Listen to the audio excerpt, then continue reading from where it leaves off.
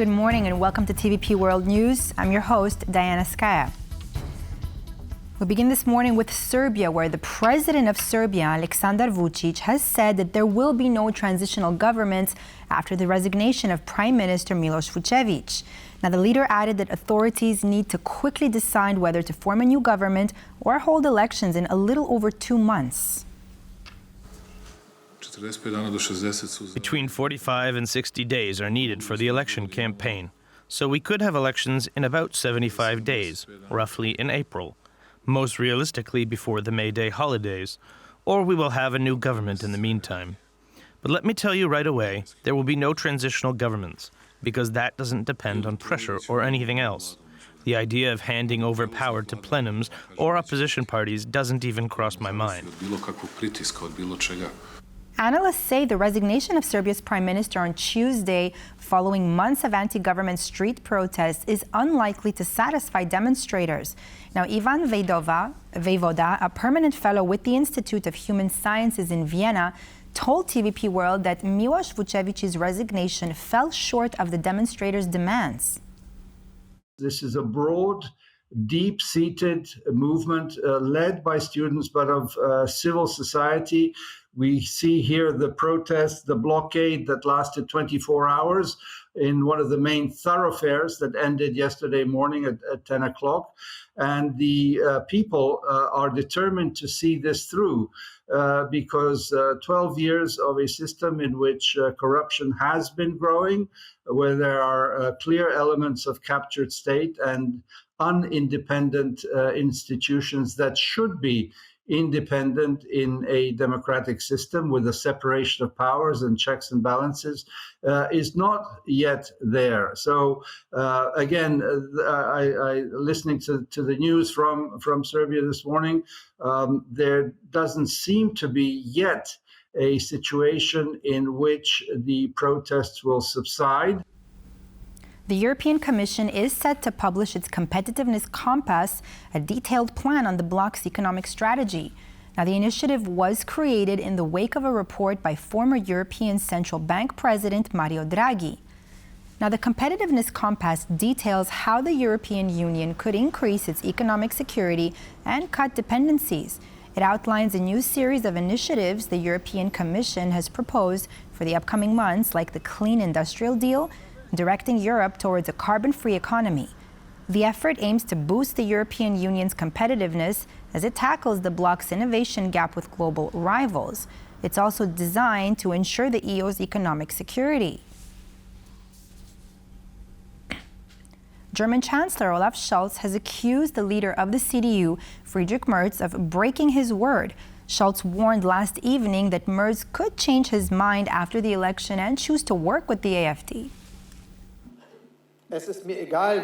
Anyone who says I don't care who votes for my motions has to put up with citizens asking themselves whether they also don't care who votes for them in the German Bundestag. And that is why there is one good thing about this terrible procedure. Citizens know where they stand. And I will put it very clearly, a back-blue majority in the German Bundestag must be prevented. Otherwise, we will have a government that nobody in this country wants. The president will maintain the United States' commitment to NATO as long as the alliance countries pay their fair share for defense. This is what White House spokeswoman Caroline Leavitt said in a Tuesday statement. She also reminded that Donald Trump had urged other countries in the bloc to boost their defense spending to 5% of their GDP. Now, the spokeswoman said that there has been no greater ally for European allies than President Trump in his first term, but stressed that Europe needs to up its defense expenditures to stay safe.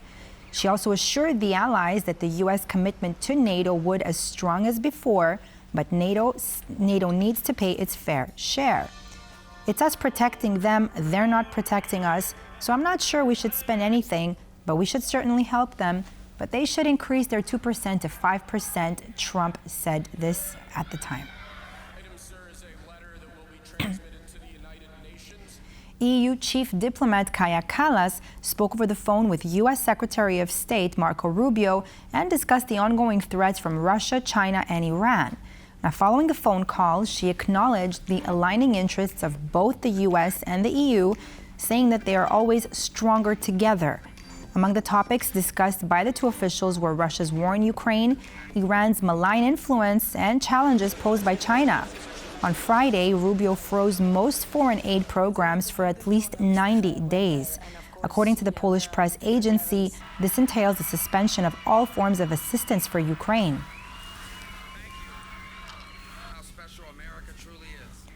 A Russian missile attack on the Ukrainian city of Mykolaiv has killed 2 people. Local media are reporting that the victims were women aged in their 50s who were working near the site of the strike. Now, Ukraine's military says Russia launched an Iskander-M ballistic missile and 57 drones in overnight attacks. The country's air defense downed 29 of the incoming UAVs launched by Moscow's forces. The governor of Ukraine's Odessa region reported that Russian forces targeted port infrastructure, damaging a number of buildings. In Russia, authorities on their end reported that Ukraine launched a total of 104 drones in raids across western regions.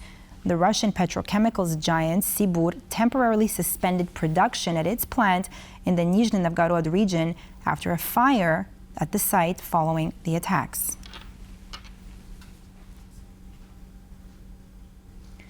We will identify which of them are critical and need decisions right now, said Volodymyr Zelensky about Washington's suspended foreign aid programs in his evening address to the Ukrainian nation, while stressing the need to further strengthen his country's army.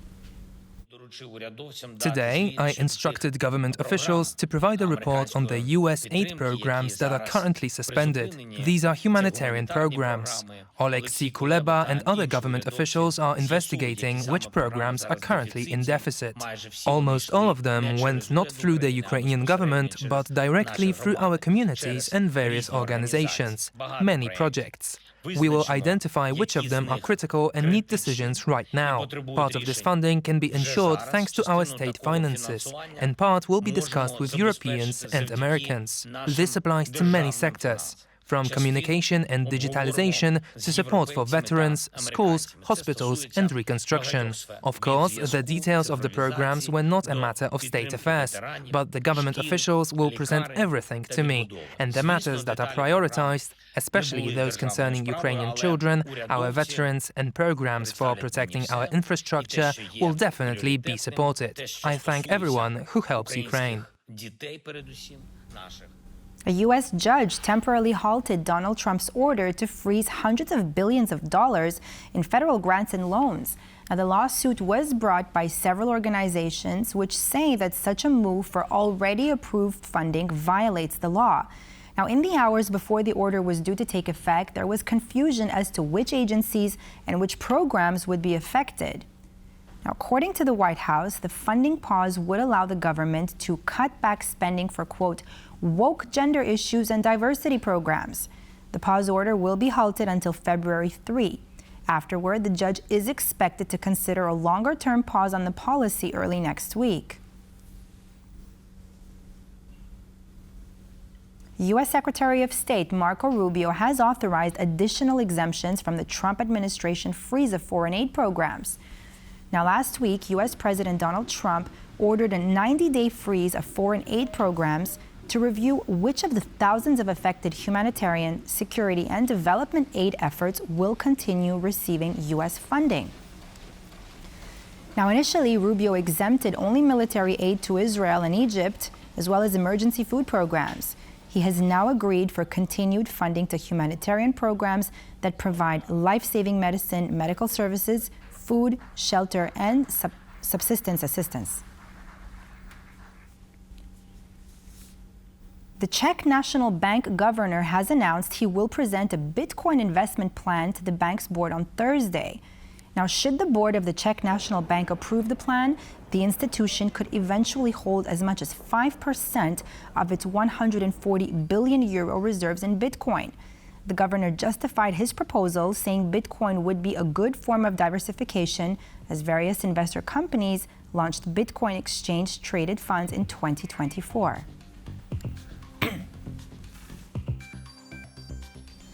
At least 7 people have been killed in a stampede incident at the Maha Kumbh Mela religious festival in northern India.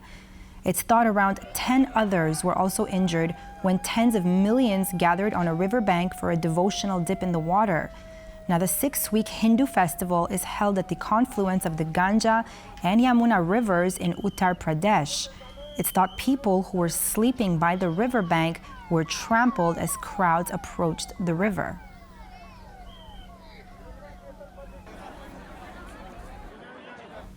This Wednesday marks the beginning of the Chinese Lunar New Year. We now bid farewell to the Year of the Dragon and welcome the Year of the Snake. Now, every Lunar New Year transitions from one sign of the Chinese zodiac to another. The snake is the 6th of the 12-year cycle of animals. In Chinese culture, snakes are regarded as intelligent, spiritual, and elegant. They also represent the concept of renewal. The Lunar New Year is usually celebrated for around 2 weeks. The Festival of Lanterns marks the last day of the festivities, and those celebrating gather to light different types of lanterns, which symbolize letting go of the past and welcoming in the new. And that's all for this edition of TVP World News. I'm Diana Skaya. Thanks for watching and stay tuned for more.